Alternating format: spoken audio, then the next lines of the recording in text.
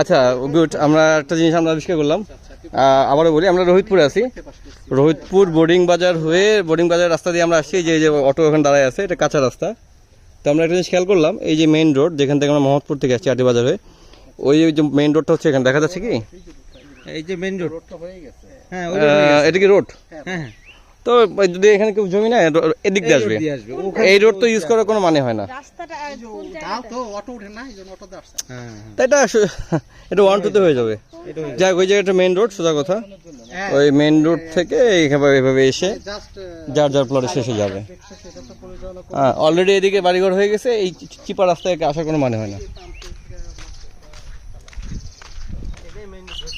এটাই main road ধরতে হবে, রাইট।